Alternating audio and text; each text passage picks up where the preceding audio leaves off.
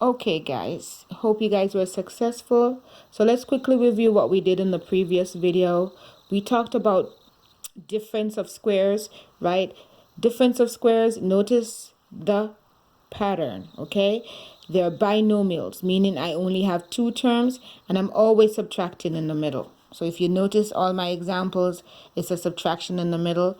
I have two terms and they are both perfect. So in my answer, one of my factors will be positive and the other one will be negative, okay? So that's the difference of squares. So let's go ahead and look at some more special cases. So another special case that we're going to look at is what we call perfect squares trinomial, right? So let's go ahead and look on this and see the patterns, right? Remember that we're looking for patterns, okay? So at the front, it's perfect. So I have n times n. At the back is also perfect. I have 6 times 6. Okay, so let's see. So I will have n, right? N at the front, 6 at the back. So this is the pattern that we're going to look for. Let's go ahead and multiply n and 6, right? N times 6 will give me 6n. Okay, and then let's multiply all of that by 2. Well, that is just 12n. So notice that we have the middle term. Okay, so if I make this a negative 6, it will give me a negative 12. All right, so that's the pattern that we're looking for. So it means that both of these guys must be negative. Okay, so my final answer, remember what we said about when both factors are exactly the same. How do we write these? Well, remember in class we wrote it as n minus 6 all squared. So this is my final answer. And that's why we call these guys perfect square trinomials. Okay, it's perfect just like Miss Reed. Both factors are exactly the same. Let's go ahead and quickly check it out. Right?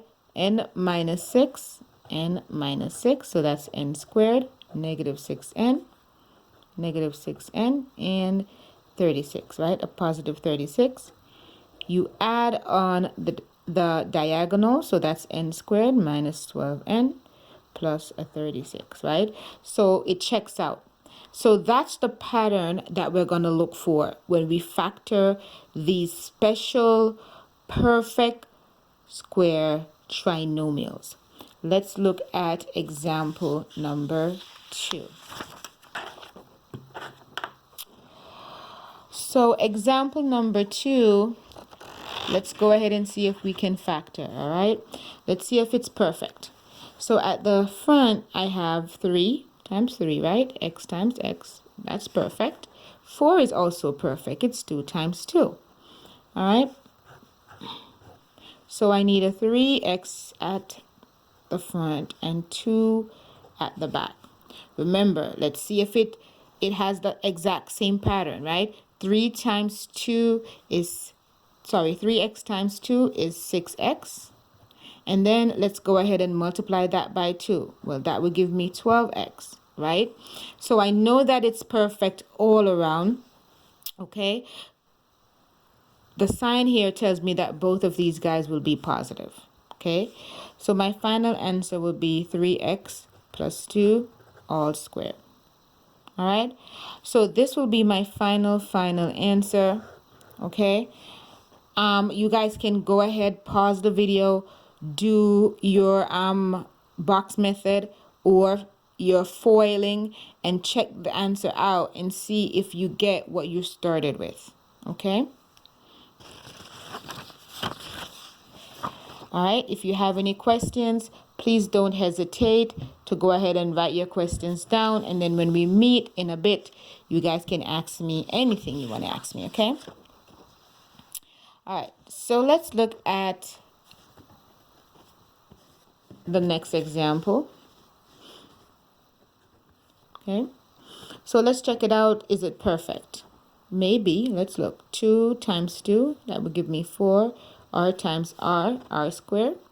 And T times T would give me T squared at the back. So it seems to be perfect. Okay, Let's put 2r here, 2r here, a t at the back, t at the back. Let's check it out and see if the pattern is here. 2r times t, well, that's 2rt. And again, remember, we need to multiply it by 2. If I multiply it by 2, that would give me 4rt. So it gave me the term that's in the middle, okay? So that means this is perfect all around. Remember, the sign here tells me that both of these guys will be perfect, all right? So my final answer will be 2rt all squared, all right? Awesome. Let me kind of zoom out so you guys can kind of see, all right? The last example, let's go ahead. I see a negative in my leading term. So right away, I know that I should go ahead and factor out at least a -1. So let's factor out a -1 and see what we have. So if I factor out that -1, right, it changes all the signs in the middle. So that becomes a +3. All right, I'm sorry, this should be a positive, okay? So that becomes a +3 y squared, -12y, and a +36. If you look closer, I can also factor out a 3 from everybody, okay? So I can factor out a 3. So that would give me y squared minus 12y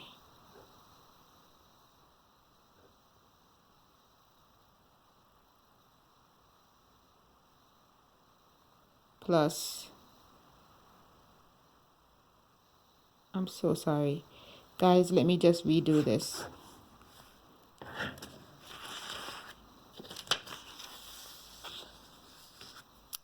So I have -3y squared plus 36y minus 108, right? Let me factor out a -1, so that would give me 3y minus 36y plus 108, right? And then let's go ahead and factor out a 3.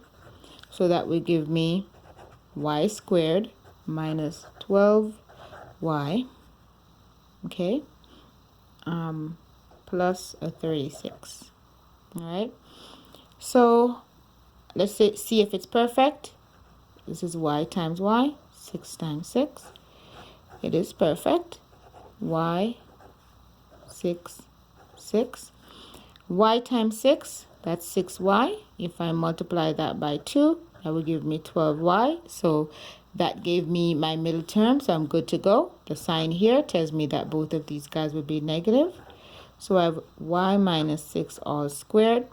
And again, I cannot forget about